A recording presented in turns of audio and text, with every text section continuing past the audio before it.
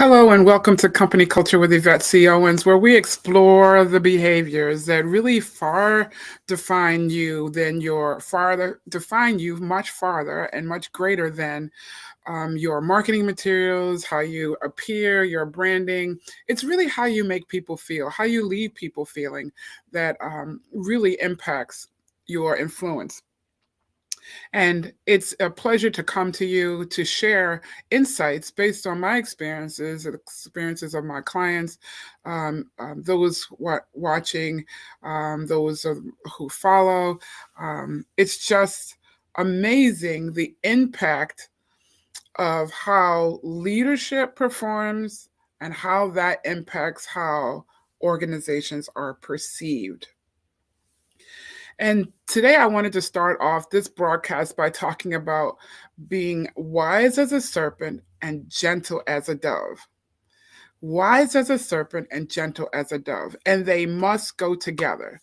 We all have had those experiences, or maybe I should ask, have you had those experiences where you worked with someone, you thought you were in a partnership, and you found out this is not a partnership?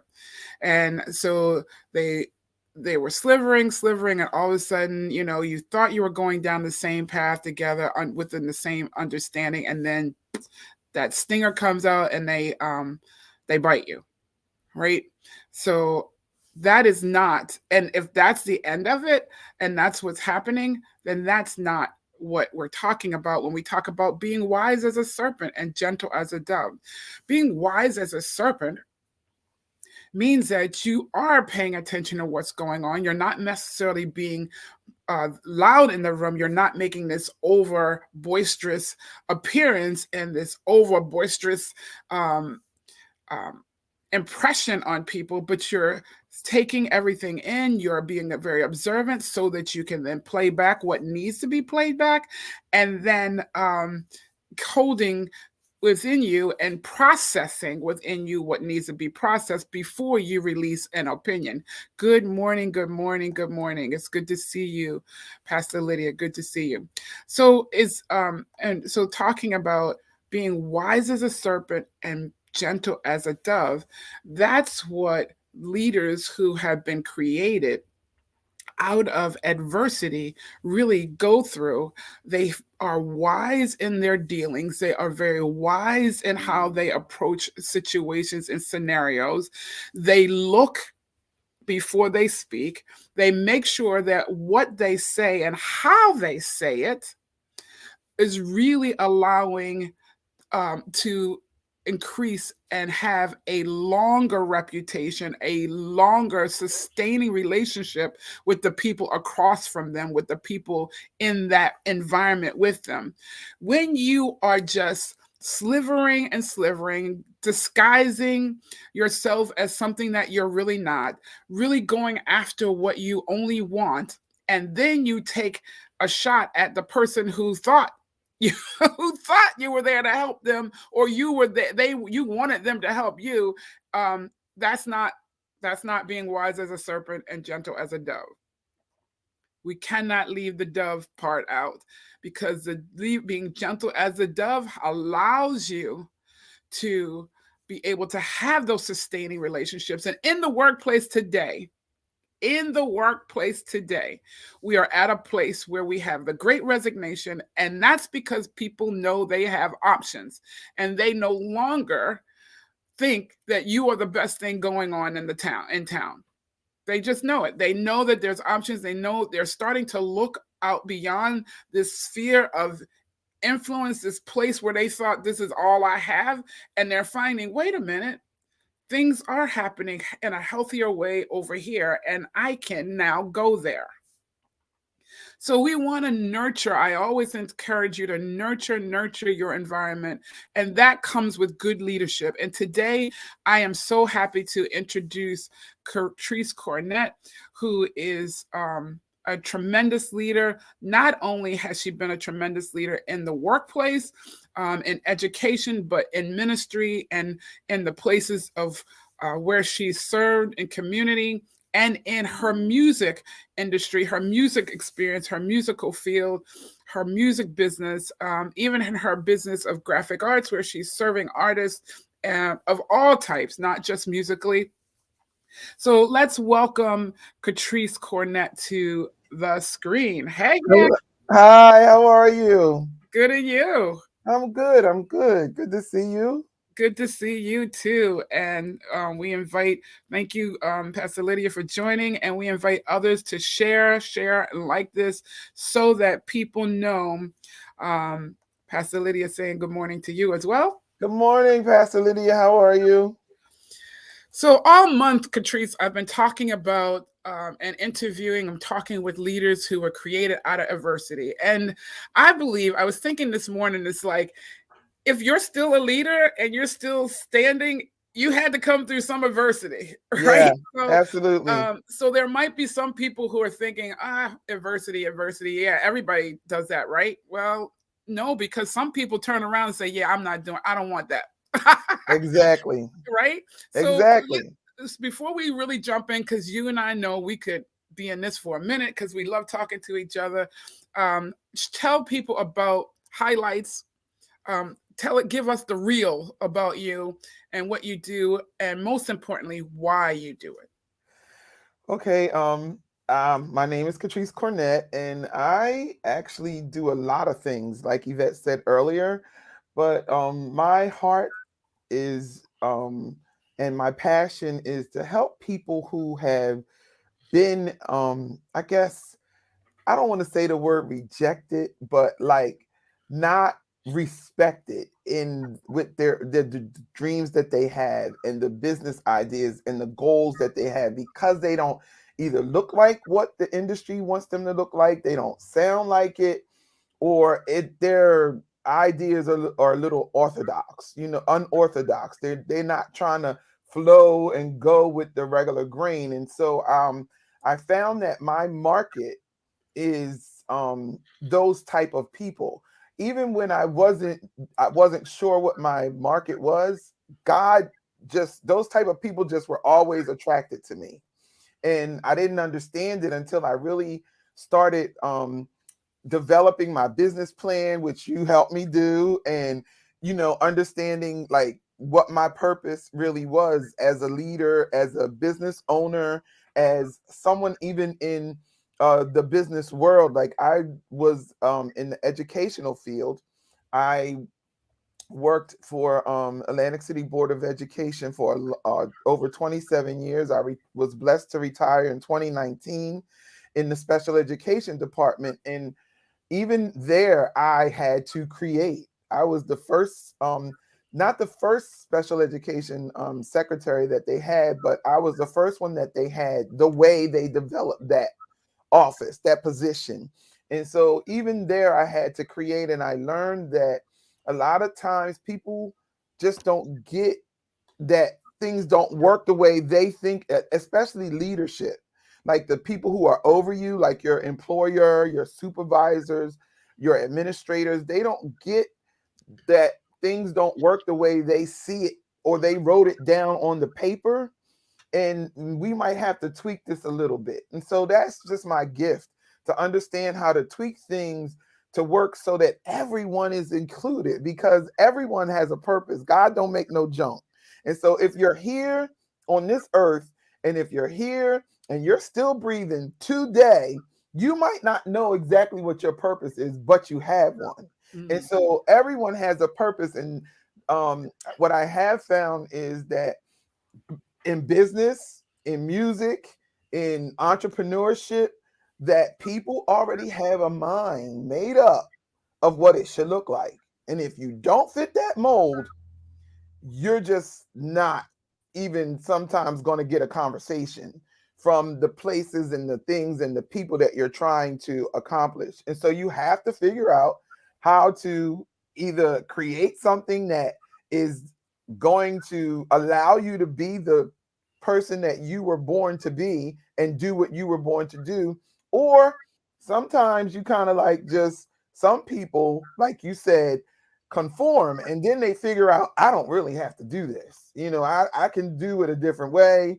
I don't have to be here being aggravated every day. Just like you said earlier, and then they create something. Now you're a leader. You didn't know that you were a leader, but you're a leader because you just understood that you had more in you than they were allowing you to do. And so you create something that allows you to be everything that you were supposed to be. And so that's what I do. And I do it through graphic design. I do it through web design. I do it through marketing, especially social media marketing and advertising and things like that. I do it through music production and music distribution. We actually just started a record label in 2022. I do it through all different kinds of ways.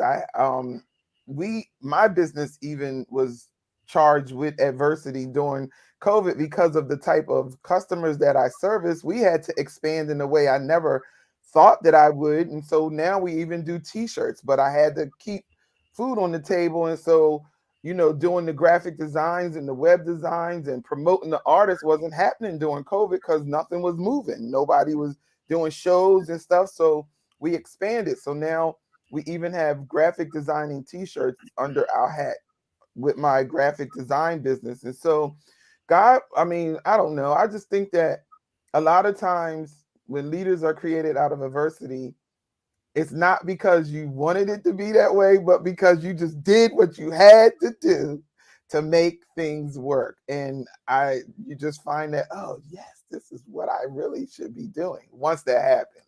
And so that's how I use the gifts that I have and the talents that I have, the education that I have to actually, create and be a leader and develop my business. Yeah, that's really good. And what I really resonate with the fact what you said around you know, when you aren't getting what you need in that space, then you have to go create. And I want to encourage people because it's been my experience. You can create right where you are, but to Yes. your point, you have to understand your purpose. And then when you understand your purpose, your perspective in the space that you're in until you can move comes different. And Mm-hmm. so you start to focus on, okay, if this is my purpose and I need to hone this, and this scenario has come up, okay, I'm coming from a different perspective. And so I'm going to work on this skill. I'm going to work on this behavior in this scenario because I know my purpose and I know the long run of where I'm Mm-hmm. going. So I'm going to make right where I am work for me Yes. where I am until I can get to where I need to be and Exactly. when I want to be, right? Mm-hmm. I actually love my job at the high school. I was at the top of the pay scale. It wasn't, and I was glad that I retired when I did because then COVID happened. And so I wasn't in the school system anymore. I didn't have to go to work under those circumstances. But I would have stayed there if, it would have been lucrative because by then, this is what a lot of people don't get. Like always a way. You get this list of you get the job description. You get a job description, right? And this is what you're supposed to do throughout the day. But within you, and even though people train you, because I've trained a lot of other office managers, I've trained case managers on our software, like, because that's my thing. I'm a graphic designer, I'm a software person. It just was something that I learned and it came natural to me. I could get you probably through most software without even seeing it in front of me. So it's not just a talent I went to school for it, but it's a gift. So, and I love doing it. So what I would do on my job was I would take what they taught me and the end result. This is what you taught me. This is my job description. I got to get to this point. And I would make it fit me and my talents within. I'm talking about at the school, y'all. Yeah. Within the place that I had to work now. I had no idea I was going to be a business owner or entrepreneur. I'm doing this in the public school system in Atlantic City Board of Ed. So then I would do that. And then my supervisor would see what I was doing. And he would say, okay, I need you to make make a thing about, like what you call it, lay it out how you do that. I need to see the form. I need and he was great for this. He would say, put your name, put your initials and your date at the bottom of this form, and we're going to start using this. They still use forms that I created today. I just had a training for the secretary that took my place. I want to say it was around Christmas, because Wow. they were coming up on what we call annual reviews. And the way that I do the schedule for the school, because I worked at the high school, which has multiple players, it's not like elementary. It had multiple players. So you were manipulating. I was manipulating at least, maybe, counting the students, maybe 1,000 people. Okay, within one person manipulating all of those people. So they wanted the schedule to look the way I created it to look, and she didn't know how to do that. So just this year, Christmas past, I'm on a Zoom call with the new secretary, trying to teach her how to use the form that I created to manage all of the pieces that I had to manage within the high school. And that came because it was already in me. Right. And then by then I had my business, but those little things encouraged me to become an entrepreneur. I was like, if I could do that for them, then I could do it over Come here. on, somebody. So then I became an entrepreneur. So I was blessed to even have a business to walk into when I retired. And it's just amazing when you think about it. They still use forms I created. They still use procedures that I created within the job scope that was given to me.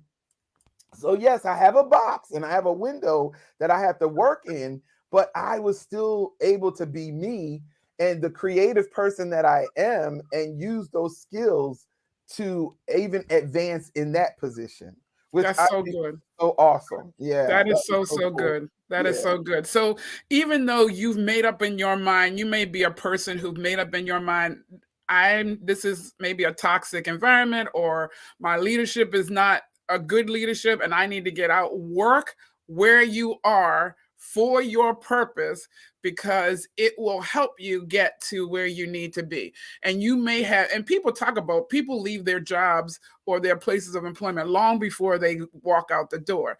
And a lot of people have no idea that they've done that because they're not paying attention to the individuals. But you, as an individual contributor, can really shift in your mind. I know my purpose. These are the skills that I need to build up to really benefit and profit from this when I leave or go to the next place. And so they're already in your sphere of influence, like Katrice said, it's already in you. And now the opportunity is presented to you. Work that thing.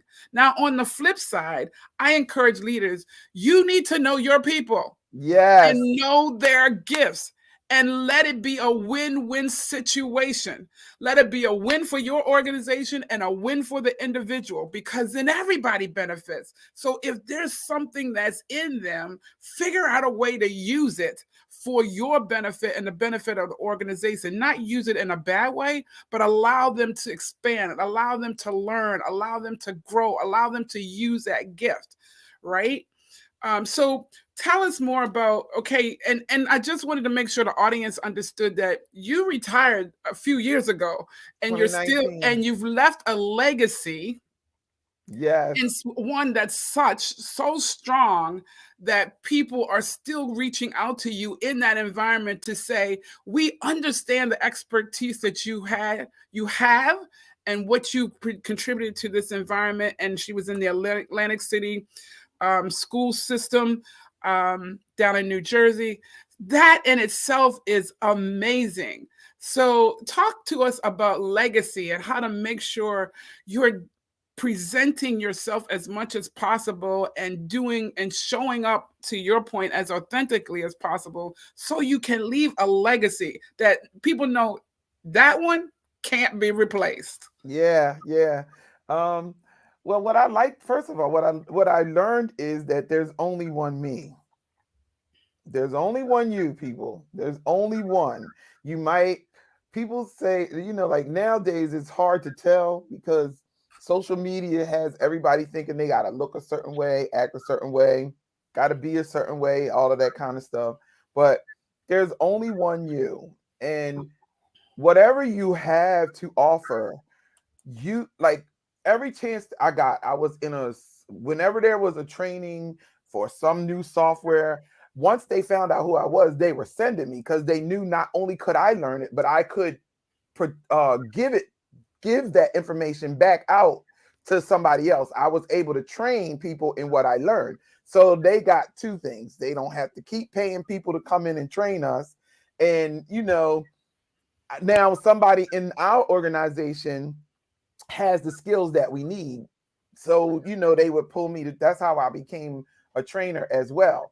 So, like, especially this is what I find in the churches, it's like as being a leader in the church, how do I say it? Like there's always something, what's the word? A need for somebody there to push forward, to be relevant. Like, oh, what's happening now? We gotta be new. We gotta be this or that or whatever. And so in doing that, I always try to stay ahead of the game. So cutting edge. Yes, that's the word. Thank you. I'm always listening to music. And now that I'm really doing a lot of more songwriting, I'm always listening for that too. But I'm always listening to music. I'm always studying what's out there, what's the best vocal procedures, what's happening with like how do you pull the team together? What is the best way to help people work together? Because that's the core of being a leader in the church. You've got all of these different personalities. No one really has to be there unless they are on staff.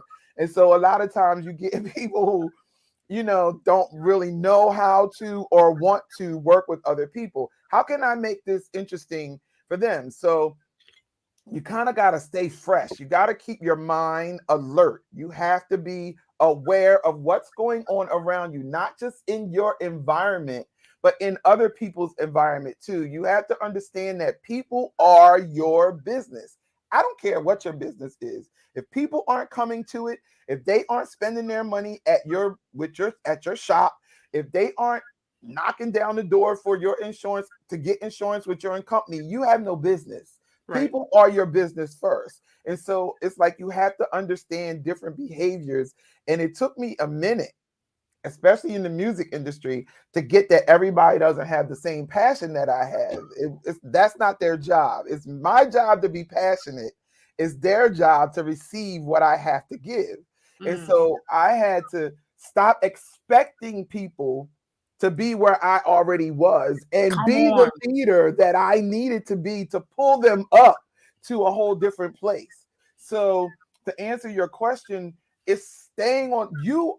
You're never not learning. I'm always studying. I'm always reading. I'm always looking at a video. I'm always researching something in the field that I'm trying to be better at. It's in that way, not only am I leaving a legacy, but I am pioneering some things as well, because I am going to, with the things that I learn and what is already in me, then I'm going to create it to make it fit what I'm doing. So now I did something new, and that's all it is. Yeah, and let me just interject. You invested in much of that learning. It wasn't like, you were going to find all the YouTube channels you could, and go on all the little free webinars, because there's a lot of people who like, oh, I don't have to pay for it. I can get it for free. There comes a point where you have to invest in your learning. You have to invest in your next.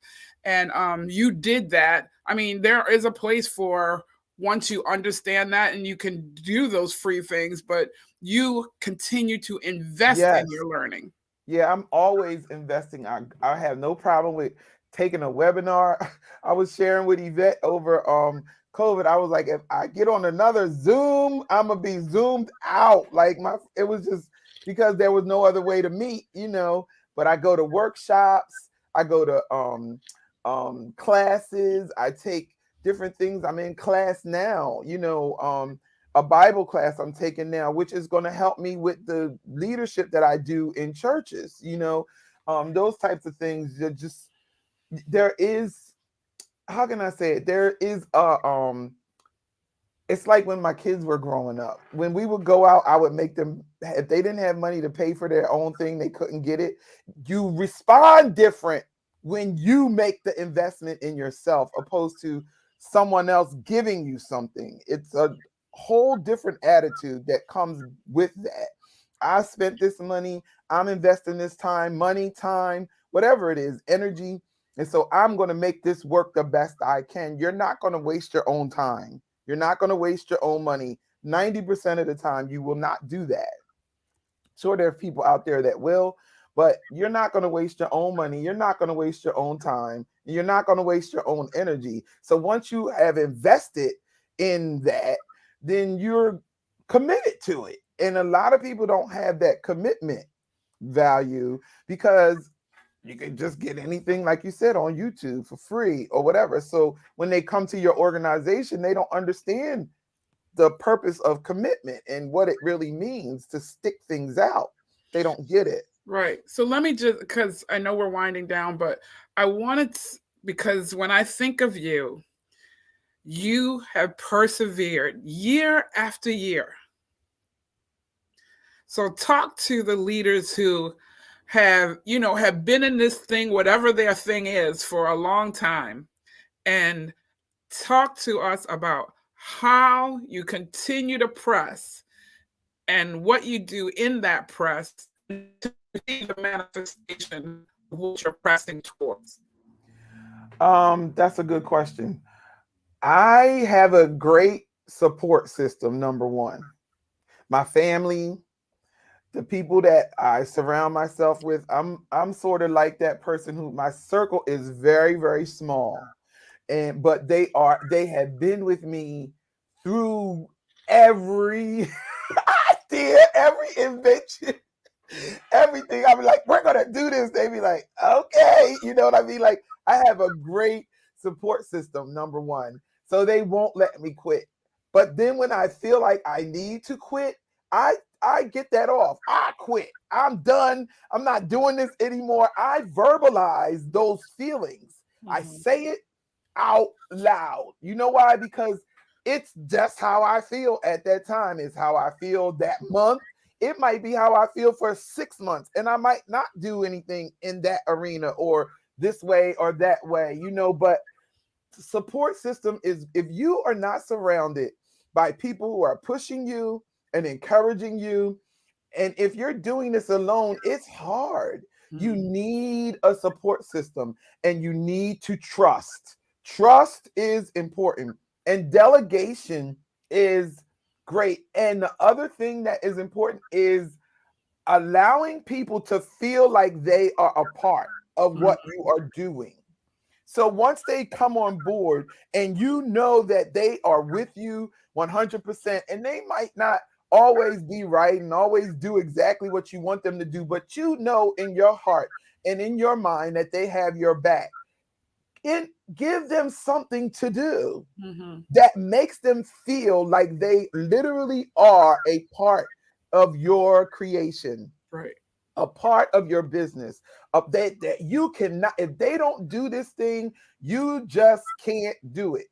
And sometimes the hardest people to bring along are the ones that are closest to you, because they see you all the time, and to them, this is just who you are. Right. They don't get the real struggle. But I'm telling you right now, when you don't be afraid to let them know that they are important. And that's what keeps me going. I'm telling you, when I don't even feel like doing it, my phone is ringing. Somebody on my team is calling me, giving me ideas. Let's do this. Let's try that. Or, what are we doing? Somebody who I work maybe under, but I'm a leader, but they're my leader, is asking me for an idea. Now I got to get to thinking, and I wasn't even thinking that way, you know? So it's like, to me, it's the core of people that you surround yourself with that are like-minded, because they have to be sort of like-minded, but that are different enough to allow your business to continue to expand and grow and live. Because you can't do it all. We weren't even created to live this life by ourselves. Right. That's not how we were created. We were created to be with other people. That's the way we were made. And if you're out there, and I'm telling you this right now, if you feel lonely, if you feel like you're on this because you're doing it the wrong way, you need to make the connections that will allow your business to expand, to grow, to be what it's supposed to be. You can't do everything. And this is so good for the leaders out there who think, oh, I got to be this and I got to be that. And I can't let them see this and I can't let them see that because I'm the leader and everything. Take what Katrice is saying to you. You cannot do it by yourself. No. And I have found your team wants to help you. They do. They really do. They want to help you succeed, not just because if you succeed, they succeed, but if you've built that rapport with them, if you've built that reputation with them and that relationship with them, they want to help you. You might feel like you have to be Superwoman or Superman, but they're like, hey, she just cool people, or he just cool people, and I just want to help them. And if we take the time to learn our people, learn our teams, learn those who are even our peers want to help us as well. We have been so inundated in this society with this competitiveness. Yes. That we've lost collaboration and the power of collaborating. And yes, you still are unique. Yes, you still have your own identity. And the more you understand that, the less you're afraid to collaborate, the less you're afraid to get in spaces with people who are your natural competitors, but yet we can still build something together. Because there's only one you. Exactly. I don't care what they're doing over there that looks like what you're doing. They can't do what you have, that one unique thing. We are all uniquely made. And so there's only one you. So she might have a t-shirt business, but her graphics aren't going to look like mine. That's right. You know, like that's just the way it is.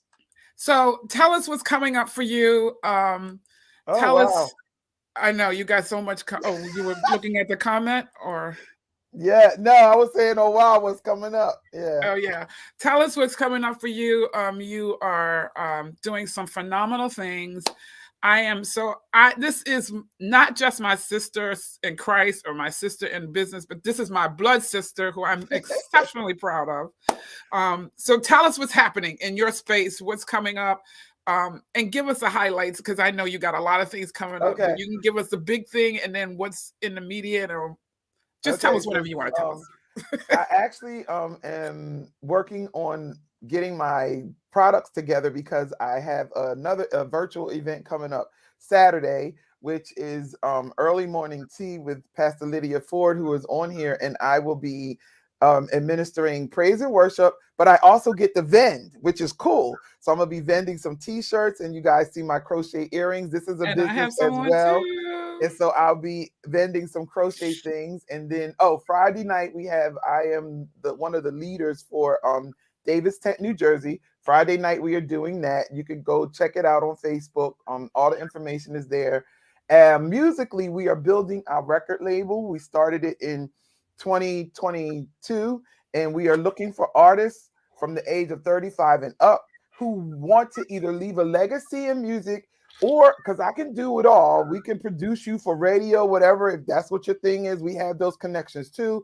But our target market is artists, independent artists who are looking to leave a legacy in music. You know, this is something that God has created you to do, and you just were never able to get it down on a CD or a record or whatever. So those are the kind, and 35 and up is our target audience.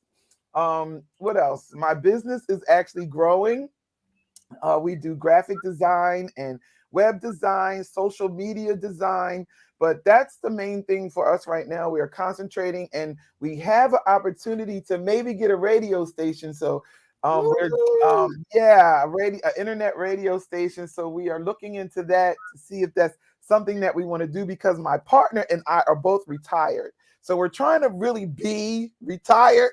So some of the stuff that you take on after you retire, you have to be mindful that it doesn't consume all your fun time. You know what I mean? Because it can become a job, and then now you're working again. And we really don't want to be like that, do that in that vein. So we are really just really seeking and being careful with the decision about the radio station. But other than that, music is good. I have a single that is dropping for Easter called He Is the One. And we were just nominated for 2 Kindred Awards. My music ministry was. So we'll be doing that in June. The award show is in June. So hopefully we'll win one. And that'll be a great thing too. So that's what we're doing. If you're looking for any of those services, you can find me on all social media platforms. My name is Katrice Cornett everywhere. I don't have time to be doing all of those pseudo name things. I won't remember what I put it on there. But it's always Katrice Cornett somewhere attached to whatever social media you're looking at. And I would be so grateful to serve you, because that's what I'm here for. And I really enjoy doing it, allowing people to see their dreams to come to fruition. I know we're at over time, but I just want to ask this one question, because I know we get this question all the time. How do you do all that you do? One thing at a time. One thing at a time. And I really listen to the leading of the Holy Spirit, and that's just how I do it. Like he tells, like I'm organized. I was a secretary, y'all, so I'm organized. So this day I do this day I do that, and then sometimes they overflow, and I'm not afraid to say, look, I need to back this up because I need to finish this project first. I never take on more than 2 major projects at a time. So if I'm building a website, I'm only building 2 at a time, because that's a major thing. So I try to understand my limitations and what's going to frustrate me and get me anxious, because Yvette knows I'll call her, I'm overwhelmed. I've done it more than once, so that I'm not overwhelmed, and so that I can give out the best product to my client or customer. And I just actually, one thing at a time, one day at a time. That's how I do it, because I do have a lot, and I enjoy doing all of it. So I could really do all of it all the time, but you just can't. And I have a husband, and I have grown kids, and I have my mom that I help take care of, and, family like everyone else. And so, I just, one thing at a time, one day at a time, and organize yourself. Get a calendar if you have to. This day I do this. This day, Tuesdays is for crocheting. Thursday nights is for this. Fridays and Thursdays, I try to make t-shirts. I mean, I could tell you what my week looks like. Mondays through Tuesday, I'm on graphic design. First of all, that's not good, because you're in front of a computer all the time, But yeah, that's what I do. That's how I do and it. that's so good. And prioritizing, remaining organized, and being Yes. consistent with it, right? Yep. Thank you all for joining. Even those who are going to be on the replay, please do #replay. Let us know your thoughts. We want to thank Pastor Lydia and all those who joined us this morning. Thank you, Katrice, for being such a phenomenal guest. Thanks for having me. We're going to have you back. Yes. For those who watch, and during Women's Month, I will have all 3 of my sisters at one time on a broadcast. So you want to come and just hear about how that's been flourishing and evolving Yes. and things like that, and how we show up in the world, not only individually, but to support one another. Yes. So have a tremendous week, everyone. And remember, it takes all of us to create a healthy culture where everyone can thrive. And it is possible and absolutely necessary that everyone thrives in the cultures and environments that they're in. So let us be about leaders being about helping to create those spaces, sustaining those spaces. And we will find that as we enable other people to thrive, we too will thrive. Yes. Have an amazing, amazing week. And until next Thursday, God bless. God bless.